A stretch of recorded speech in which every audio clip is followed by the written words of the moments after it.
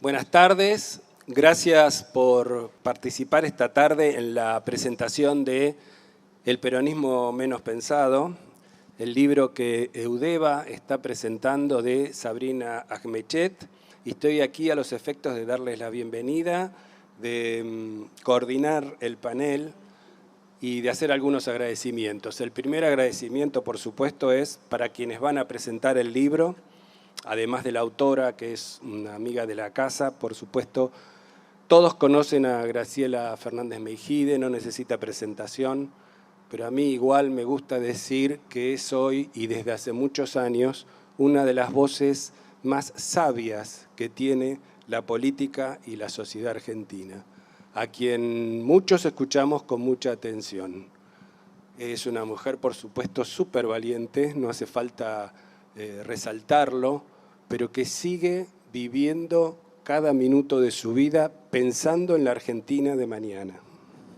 A mí me encanta de Graciela que cada vez que mira y observa un tema y lo analiza, está pensando en el mañana, no está pensando en el pasado. Y Pola, a Pola no la conozco tanto, Pola es una gran escritora. Es una escritora valiente también, porque le gusta ir contra la corriente y contra el mainstream establecido. Así que es una gran escritora, también periodista, también analista política, y también nos va a acompañar hoy hablando del libro de Sabrina. Sabrina, bienvenida al catálogo de Eudeva. Muchas gracias por confiarnos la edición de tu libro. Es un libro muy especial que aporta al debate público. Esa es la misión que tiene una editorial universitaria, aportar al debate público de la sociedad, de los problemas, de la ciencia y del arte. Y yo creo que este libro es muy pertinente editarlo hoy, en el momento que precisamente estamos viviendo. Eudeva es una editorial pluralista. Nosotros publicamos todas las ideas. La sociedad debe de procesarlas, la sociedad debe de buscar la síntesis o encontrar los caminos para que las tendencias autoritarias o los intentos hegemónicos no prosperen. Así que muchas gracias por tu libro. Le voy a pasar el micrófono a Pola, en primer lugar, para que comience esta presentación. Gracias a todos por estar aquí. Hola a todos, buenas tardes. Gracias, Sabrina, por invitarme acá, por este enorme honor. Gracias, Graciela, y bueno, todos los que estamos acá reunidos. Es un honor enorme para mí estar acá y acompañando a Sabrina en su debut libresco en una editorial como Eudeva, con su gran historia, porque me parece que hay algo importante que se relaciona con la aparición de este libro. Este libro no es meramente un libro, o el libro de una joven diputada. Es una voluntad de dar la batalla por las ideas.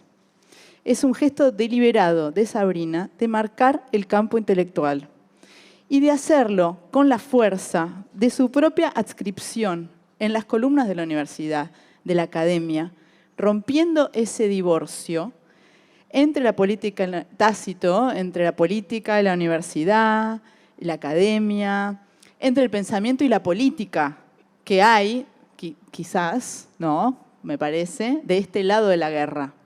Porque estamos en una guerra. La guerra se volvió explícita ahora, que hay bombas destrozando las vidas y las viviendas de civiles en Ucrania, violando su soberanía, su autodeterminación. La guerra se volvió explícita. Cuando el gobierno argentino no condena la invasión rusa y usa el aparato de medios del Estado populista para difundir la propaganda rusa. O cuando las medidas propias del estado de la guerra, en sus rigores económicos, son iguales a un día y día cualquiera de la vida argentina, sí, en sus bloqueos y su aparato de imposibilidades. La guerra existe y nosotros estamos de este lado, del lado de Occidente, y la guerra se viene dando hace tiempo porque es una guerra ideológica, es una guerra de ideas. Y ahí fue donde Sabrina y yo nos conocimos. Sabrina y yo no nos conocimos en la facultad o tomando tragos elegantes. Nos conocimos y nos hicimos amigas en el campo de batalla, cada una con el cuchillo entre los dientes. Nos reconocimos una a la otra con las armas en la mano, en pleno fuego abierto. Yo escribía en Perfil y en otros lados, y ella en La Nación y en Clarín, y en Perfil, y después yo en La Nación, y las dos en Twitter. Y las intervenciones de ambas no tenían nada del narcisismo mullido del campo intelectual al que estábamos acostumbradas, o del pudor comedido de las señoritas feministas, y no estábamos ahí para ser amigos, con nuestra conducta modosita. Por el contrario, conducíamos ataques certeros, a veces no tanto, contra jerarcas del poder peroncho, contra los caciques que conducen el rebaño progre, contra cuarteles de trolls. Atacábamos destacamentos de las ideas rancias del progresismo hipócrita. Nos engarzábamos en tiroteos y sueltas de granadas contra las mentiras kirchneristas y sus voceros intelectuales, pagos o no. En nuestro campo de batalla actual, todas o casi todas son psyops, operaciones psicológicas. La voz del enemigo no se acaba nunca, se cuela en los rincones y es difícil de bloquear. La desinformación cunde. Hasta los aliados pueden no ser realmente aliados y comandar operaciones en nuestra contra. A la vez, el tiempo se vuelve circular e intenso. Todo queda registrado. Somos más que nunca las sumas de todas nuestras palabras y todas nuestras intervenciones. De nuestras misiones, a veces salíamos ilesas y otras no tanto, pero siempre lo dimos todo por nuestra pasión, por la batalla por las ideas. Yo leí este libro antes de que Sabrina supiera siquiera que iba a ser diputada o que iba a tener un rol activo en la política como tiene hoy. La voluntad y la brillantez y la entrega total de Sabrina por dar la discusión de las ideas fue lo que nos unió y lo que nos hizo amigas, espero para siempre. Lo que más me emociona, además, es que Sabrina no está sola de una manera muy especial. No solo por nosotros que la queremos y la seguimos y la votamos, sino también porque creemos que las ideas se pelean y se defienden. Y también porque Sabrina forma parte de un grupo de mujeres esenciales para entender la historia argentina contemporánea. Y por eso me honra tanto, además, estar aquí con ellas, con Graciela, con Sabrina. Graciela, que apenas me atrevo a nombrarla porque se me llenan los ojos de lágrimas, por todo lo que significó su integridad, su entrega, su corazón y su cabeza en cada momento de la vida democrática, por la forma en que da la batalla incansable por la verdad y la justicia casi desde que nací. Porque nunca se arredró ante los ataques y porque resistió a todos y todo con templaza y firmeza, porque es la inspiración del compromiso intelectual con la democracia y la verdad histórica. Y también me parece que está la inspiración de Patricia Bullrich, que es una mujer tan interesante cuya vida nos dice Montonero se equivocó. Y ahora toma las armas de la democracia con la misma garra soldatesca y está decidida a dar la batalla por las ideas. Que acompañemos a Sabrina significa muchísimo porque en lo personal para mí significa que existe al fin un feminismo en Argentina que me representa. Me parece muy poderoso que sean mujeres, en especial, las que estén impulsando el debate de las ideas en un espacio político que hasta ahora ha dado muy pocas señales de poder o querer relacionarse con las ideas sin miedo y de igual a igual, diría. Mientras estuvo en el poder, Cambiemos exhibió una mezcla de desprecio por las ideas con un pavor que en realidad se fundaba en una ignorancia profunda, en no entender de qué se tratan las ideas, la cultura y el pensamiento argentino.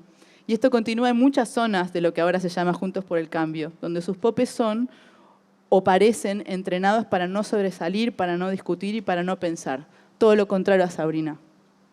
Me parece extraordinario, pero a la vez no me parece raro que sean mujeres las que sean precisamente las que llevan adelante la gesta de las ideas, como Sabrina, que sean las mujeres las que no le tienen miedo a las ideas. La reflexión y la escritura son nuestra forma de vida. La crítica y el pensamiento es una forma de vida. Quizás también es una forma de la política. Damos la batalla de las ideas porque las ideas son la vida y son nuestra vida y todos los que estamos acá lo hacemos. Nuestros actos de guerra pueden variar, pero siempre implican el coraje, la determinación y la precisión en el dardo fatal.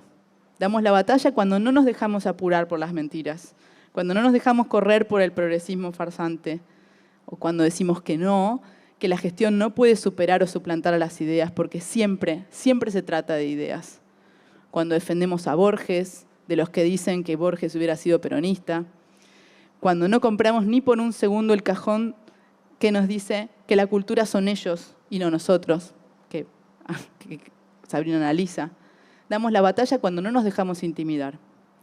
Personalmente, creo que el peronismo es un estilo del narcisismo pendenciero que muchos confunden con ser argentino, con ser un irresponsable, o por decirlo de algún modo, y no hacerse cargo. Pero no nos confundimos. El peronismo se volvió un problema del narcisismo argentino. No se lo puede atacar demasiado porque atacarlo es atacar el ego argentino, que en su historia lo tiene adentro, lo sintió cercano. Pero tampoco se lo puede adular trivialmente, porque es continuar el círculo de la serpiente que se come la cola de mentiras. Y estas son las cosas que pensaba cuando leía el libro de Sabrina. Leí hace poco un libro de unos antropólogos que estudiaban por qué los académicos siguen siendo peronistas cuando fueron castigados por el peronismo a lo largo de su historia. Si el peronismo exige disciplinamiento y tragamiento de sapos y batracios, cuando la idea de la universidad es la libertad de pensamiento. La respuesta me sorprendió, porque dentro de la intensa volatilidad de la vida argentina, que es también la vida universitaria argentina, solo el peronismo mantiene sus alianzas. El resto de las fuerzas no protege a los propios. Entonces hay una tendencia que para mantener el trabajo hay que aceptar el disciplinamiento, el hostigamiento, porque al menos mantiene el status quo. Y aunque sea un status quo malo, al menos es un status quo, una forma de estabilidad. Yo creo que Sabrina y las grandes mujeres que la acompañan estamos acá, y este libro está acá para cambiar esta historia. Gracias, Sabri.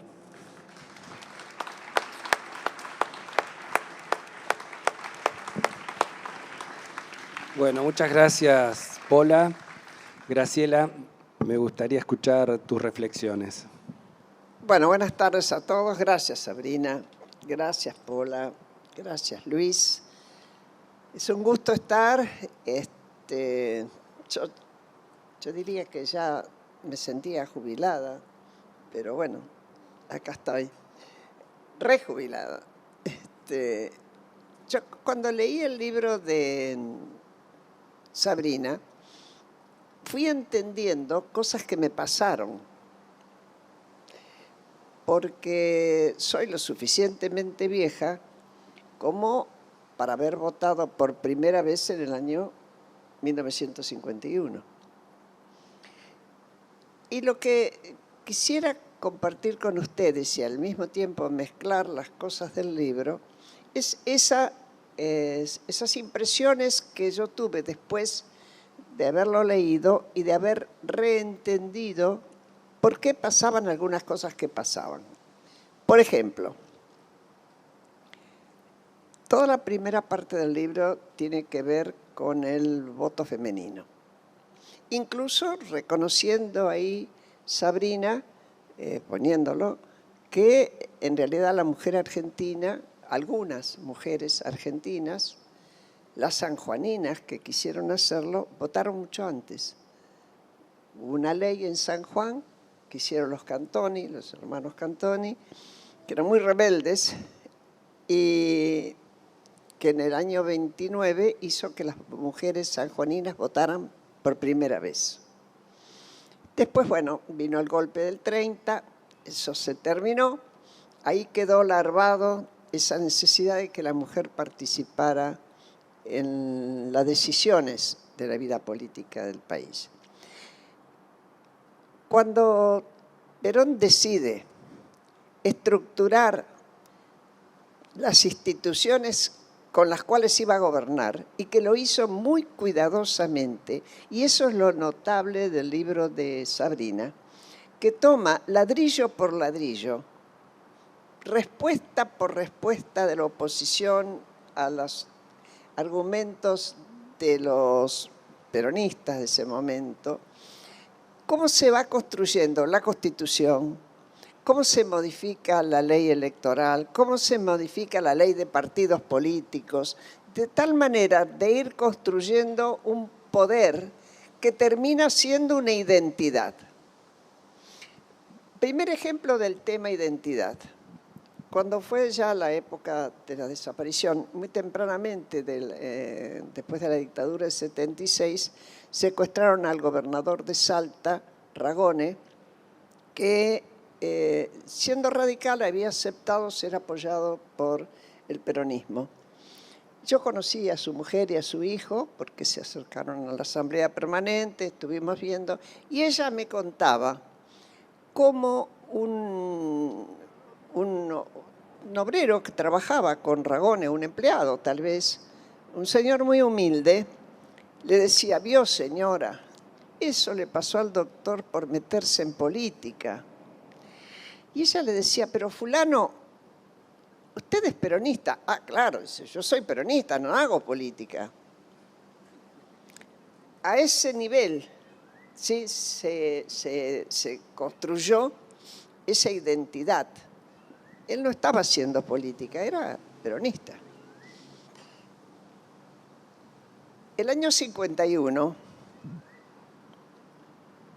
yo voté por primera vez, tenía 20 años, estaba terminando mi profesorado y fui presidente de mesa, bueno, porque los maestros miraban en el padrón y los maestros los ponían. Y leyendo el libro de Sabrina, entendí por qué había mesa de mujeres y de varones. Obviamente yo estaba en la de mujeres. Con por lo menos 2 fiscales. A lo mejor había más, pero lo que yo recuerdo es 2 fiscales. Una fiscal del Partido Justicialista y una fiscal del Partido Radical. Pero a lo mejor había más, pero tengo conciencia de ellas. Mientras empezaban a votar, primero, ¿qué es lo que entendí? Entendí que cuando se introdujo el derecho de votar de la mujer, no se lo hizo dándole derecho a individuos libres con el concepto liberal del individuo, sino a madres, a generadoras de familia. Era un voto de la familia. Es decir, no eran mujeres como los hombres, al punto que decidieron separar las filas. ¿Por qué? Porque descontaban que las filas de mujeres iban a ir mucho más lentas, porque no eran tan capaces como los hombres. Van a ir lentas. En la mía pasó una cosa que yo le contaba la pasada a Sabrina y a algún amigo. Yo me di cuenta que la libreta cívica, muchas señoras y no señoras, lo ponían en una especie de funda protectora. Y ahí metían tarjetas, estampitas, lo que fuera, también carné de afiliación. Cuando percibí que podíamos tener un voto cantado, me levanté varias veces y recorrí la fila pidiendo que por favor sacaran todo de adentro de las libretas cívicas, que trajeran solamente la libreta cívica. Bueno, o no me entendió una señora, o yo no me levanté a tiempo para pararla, o qué sé yo qué. La cuestión es que pone la libreta cívica y el carnet del Partido Peronista. Yo me quedé, entiendo, leyendo el libro, me doy cuenta que además estaba penalizado el voto cantado para evitar, con la historia del voto cantado anterior, conservador, y ahí entendí por qué todo el mundo armó un alboroto. Y era la fiscal del Partido Justicialista que le gritaba a la mujer como loca. Le decía: ¿por qué hacen esto? Si nosotras estuvimos enseñándoles y diciéndoles que no, y qué sé yo, y qué sé cuánto. La mujer que decía: pero si yo quiero votar por Perón. Yo decía: cállese la boca, señora. Bueno, la otra fiscal no sé qué hacía. Un fiscal que creo que era radical se me acerca y me dice: cuidado, cuidado, no te metas, no te metas. Pero yo tenía que decidir. Entonces les pregunté si no les importaba que impugnáramos el voto y que la señora se fuera sin ningún problema. Ah, y faltaba el detalle. Un conscripto que estaba cuidando se me acerca y me dice: señorita, ¿la meto presa? A la señora, no a mí. Bueno, Dije, no, pará. Fue en un, qué sé yo, habrán sido 5 minutos de una situación que para mí fue muy, muy sorprendente. Me enseñó cosas. Y leyendo el libro de Sabrina, se me completaba la imagen de un Perón separando el voto, dando el voto a la mujer, pero como un derecho de la que genera familia, que iba a ser un poco torpe, como todas las mujeres, y por eso iba a ser más lento, y dejando que los hombres dieran su voto, pero había armado también el partido femenino justicialista, con lo cual ya empezaba la época de las colectoras. Con eso empezaba la política de las listas colectoras. Bueno, después, con el tiempo, pasó bastante tiempo, yo me recibí, tuve cátedras, y un día, mi padre era médico, un día se le aparece un señor, pide verlo, qué sé yo, lo recibe en su consultorio y le dice, mire, ¿usted no necesita un contador? No, dijo mi papá, que yo ya tengo uno, no sé. No, gracias. No, pero usted tiene una hija que le rechazó el voto a una señora peronista y es profesora y no vaya a ser que tenga problemas.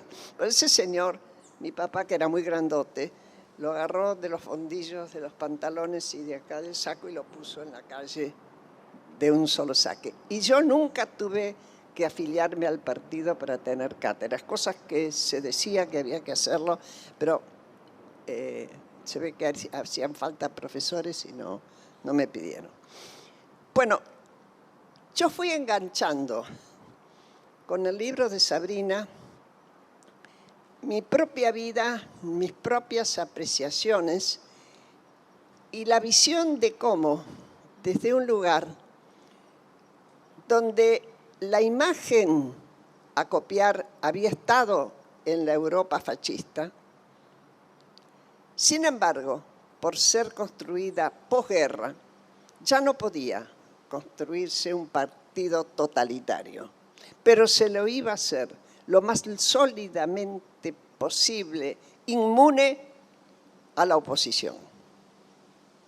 Y de ahí que, y no les voy a contar, capítulo por capítulo van a ir los más grandes reconociéndose y los otros viendo cómo se iban modificando constitución, leyes, construcción de los partidos, es decir, leyes que tenían que ver con la formación de los partidos, etcétera, la comunidad municipal, el porqué de hacer los territorios nacionales, transformarlos en provincias, y cómo todo eso se fue haciendo cuidadosamente para ir construyendo un gobierno que durara, que fuera reelegido y durara así, como una identidad. Dicho esto, yo dejo una pregunta, y sobre todo para el club de sociólogos y politólogos que andan por ahí. ¿Por qué fue derrocado Perón, habiendo armado semejante estructura y al principio con el apoyo de la Iglesia Católica, obviamente, el Sampaio, quien hizo el gran ideólogo de la reforma constitucional, venía de la formación católica nacionalista y muchos otros. Pero bueno, yo dejo esta pregunta para el público. Quiero empezar agradeciendo. Y voy a ir casi en orden cronológico. Al primero que quiero agradecerles a vos, Luis, porque cuando yo terminé mi tesis y te dije, tengo este bodoque acá, es absolutamente ilegible, pero creo que si lo escribo de nuevo puede tener sentido publicarlo, vos me dijiste, Eudeva quiere tu libro. Y pasaron un montón de años en donde yo no pude escribir de nuevo ese libro y vos me esperaste todo el tiempo que yo necesité, siempre apoyándome y siempre diciéndome que Eudeva me iba a esperar hasta que el libro estuviera listo y que en ese momento se iba a publicar. Y el libro se terminó de imprimir poco después de que yo acepté la candidatura a diputada.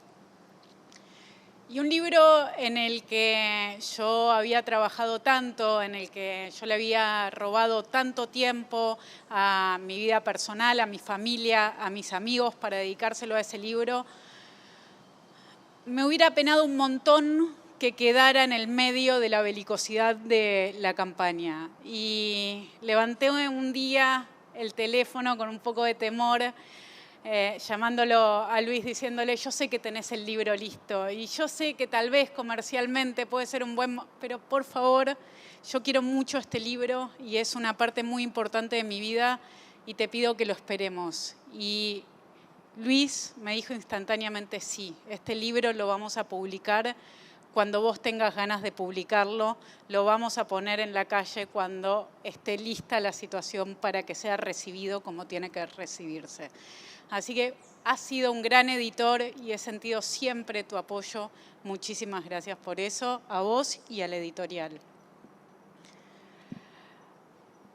Y después yo estoy muy agradecida con todos ustedes que están acá, con cada uno de ustedes que vinieron, tantas personas que conozco hace tantos años, algunos y más recientemente a otros, y tantas personas que quiero muchísimo, muchísimo, que forman parte de mi vida y que sin lugar a dudas yo no sería una persona feliz si muchos de ustedes no estuvieran cotidianamente acompañándome.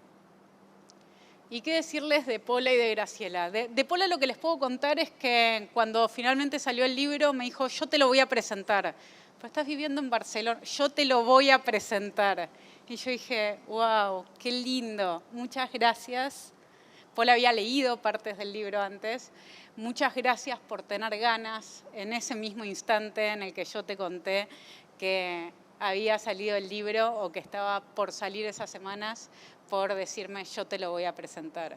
Y muchísimas gracias también a Graciela, que cuando estábamos empezando a organizar la presentación y te llamé instantáneamente, me dijiste que sí. Y yo sé el esfuerzo que para vos implica en este momento leer el libro y sé cómo lo leíste y disfruté cada una de las conversaciones e intercambios que tuvimos mientras lo estabas leyendo y que ustedes dos sean las personas que están presentando mi libro, dos mujeres que yo admiro enormemente y que siempre confiaron en mí. Posiblemente ustedes sean las dos mujeres que vieron en mí cosas antes de que yo las viera.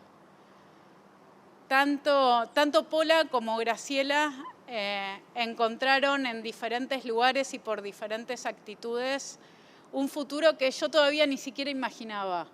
Y me vieron con un compromiso que a mí me costó asumir.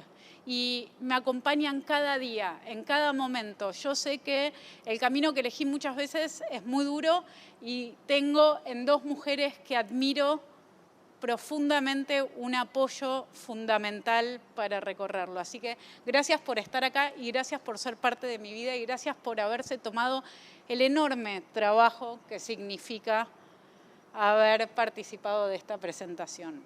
No le voy a responder a Graciela esa pregunta. Por suerte hay politólogos y sociólogos que adoro y que tienen una gran trayectoria académica para responderla, porque aparte yo no me quiero meter en ese quilombo. Pero sí les quiero contar un poco cómo fue la historia de este libro, la historia de esas preguntas que a mí me surgieron cuando tenía 24, 25 años, hace 15, y dije, quiero estudiar el peronismo. Y quiero estudiar el peronismo porque estaba gobernando Néstor, estaba gobernando Cristina, y yo lo que veía cada vez más claro es que había explicaciones en nuestro pasado, en nuestra historia, que nos dejaban entender la experiencia que nosotros estábamos transitando. De hecho, antes de escribir este libro, como ejercicio preliminar, escribí mi tesis de maestría sobre el diario La Prensa. Y en el momento en el que yo iba a los diferentes congresos académicos a hablar sobre el diario La Prensa, sobre los diversos hostigamientos del gobierno de Perón a el que era en ese momento el principal diario de la Argentina, en esos congresos todos mis colegas me hablaban de la prensa como si yo estuviera hablando de Clarín, porque era el momento del fuerte conflicto, enfrentamiento entre el gobierno kirchnerista y Clarín. Y ahí me di cuenta que me estaba metiendo en una vibra muy sensible, que me estaba metiendo a través de un trabajo académico en susceptibilidades y en construcción de identidades, y que estaba destapando un mundo que no iba a ser recibido con aplausos por mis colegas. Y me di cuenta de eso porque lo que fui entendiendo es que aquellos a quienes el peronismo nos parece un hecho excepcional en la vida argentina, nos dedicamos en general a estudiar sus ideas. Y que aquellos que dentro de la academia ven una experiencia más, no demasiado diferente al resto, en los gobiernos peronistas, suelen centrarse mucho más en sus prácticas, en dos dimensiones que tienen ambas interés, pero que yo estoy segura, yo estoy absolutamente convencida que es en el mundo de las ideas en donde el peronismo rompe con todo. Y cuando digo rompe con todo, lo digo con mucha seguridad, y es lo que yo estudié en este libro, porque rompe con la Constitución de 1853, rompe con la Argentina que Alberdi, que Sarmiento, que Roca quisieron construir, rompen con la ley Sáenz Peña, y lo que hacen es proponer otro mundo de ideas, otra forma de vida, en donde los individuos ya no tienen un rol central, sino que es a partir de la comunidad que hay que entender cuál es el bienestar general. Y acá la pregunta que a mí siempre me inquietó mucho y que confieso que me sigue inquietando hoy, es si ese bienestar general no es construido a partir de la suma de las voluntades individuales, si ese bienestar general es definido por una persona, por un conductor. ¿Cómo hace esa persona para interpretar lo mejor para todos, lo mejor para muchos? ¿Cómo hace para que esa unanimidad no esconda en realidad una voluntad que puede ser la de las mayorías, pero definitivamente nunca es la de todos? Y lo que hace el peronismo muchas veces es confundir a los muchos con todos. Y al confundir a los muchos con todos, nos deja fuera a los que pensamos diferente. Y nos silencia de diferentes formas. En los años que yo estudié en el libro, esto es muy claro, porque cerró prácticamente todos los diarios opositores, porque en la Radio Nacional, que era la única radio que existía en ese momento, solamente llegaban las voces oficialistas, porque se metía preso a opositores o se los echaba del Congreso, o se reducía mediante mecanismos institucionales la representación de 44, un tercio de la Cámara de Diputados, a simplemente 8. Hoy es otro mundo, hoy es mucho más difícil silenciar a la sociedad, hoy es mucho más difícil silenciar a la oposición. Pero a mí lo que me interesa es tratar de entender cómo se construye el mundo de ideas en el cual los que pensamos diferente somos vistos como personas a derrotar, como personas a las cuales es necesario excluir de la comunidad política argentina porque estamos en contra de lo que se llamó durante el kirchnerismo el modelo. Esa es siempre mi preocupación. Mi preocupación va a ser siempre que las minorías tengan un lugar, que tampoco caigamos en la imposición de la voluntad de las minorías sobre las mayorías, porque eso también me parece que en el siglo XXI es un problema y hay que atenderlo. Pero sí me parece que es muy importante que nosotros construyamos un lugar hospitalario en el cual las opiniones, las visiones y las formas de vida de todos los argentinos sean respetadas. En los 5 capítulos en los que se divide el peronismo menos pensado, yo estudié el sufragio femenino. Graciela habló un montón sobre eso, pero a mí me sorprendió y y quise analizar por qué las mujeres no fueran incorporadas como iguales y cómo al no incorporarse a las mujeres como iguales, en realidad lo que se hizo fue consagrar una idea del ciudadano ideal diferente a la que existía hasta ese momento. Ya no era el ciudadano ideal aquel que era racional, que era independiente, que mediante su intelecto tomaba las mejores decisiones, sino que, como consagró el peronismo, el ciudadano ideal era el ciudadano leal, el ciudadano obediente, el ciudadano que había estado el 17 de octubre apoyando a Perón, y las mujeres que el 24 de febrero convencieron a sus maridos para que lo votaran en 1946. Entonces a mí me interesaba porque obviamente la obtención de derechos y los derechos políticos, vaya si son importantes, en el caso de la mayoría de los diputados y todos los senadores peronistas, salvo uno, no estuvo dado por el reconocimiento de que las mujeres somos iguales que los hombres. Llegaron a asegurar más de una vez que nuestro cerebro es más pequeño, que pesa menos y que sin duda no tenemos las mismas habilidades, sino que estuvo dado porque somos mujeres, somos esposas, somos madres y tenemos que criar a futuros peronistas. Lo que de nuevo fue muy chocante entender que era así. Y a esta reforma que seguimos celebrando, porque pese a todo que las mujeres votemos, más allá de cuáles eran las ideas que lo inspiraron, es algo que siempre todos vamos a celebrar y que de hecho la Argentina llegó bastante tarde al sufragio femenino si vemos otras realidades del mundo. Pero después, cuando se fueron sucediendo las reformas, la ley de partidos políticos, que estuvo hecho tanto para ordenar el propio partido político, usar una ley para ordenar algo partidario, eso se hizo y se criticó, pero además también para ordenar a la oposición, para prohibirle a la oposición que hiciera una alianza y que pudiera competir en las próximas elecciones.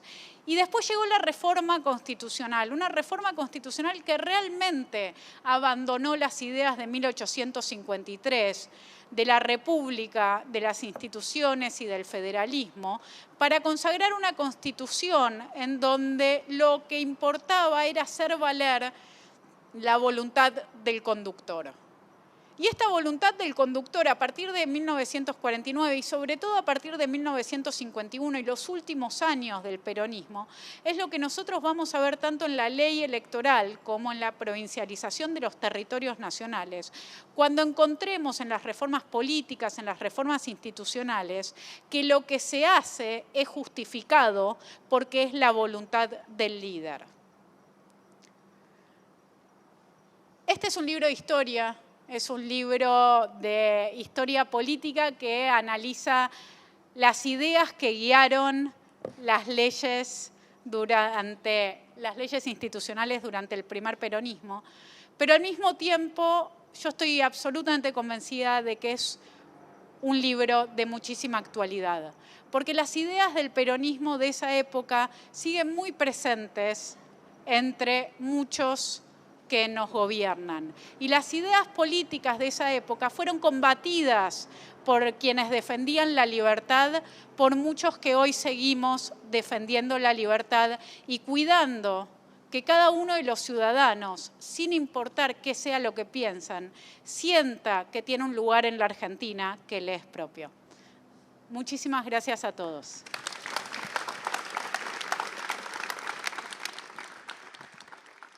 Gracias, Sabrina.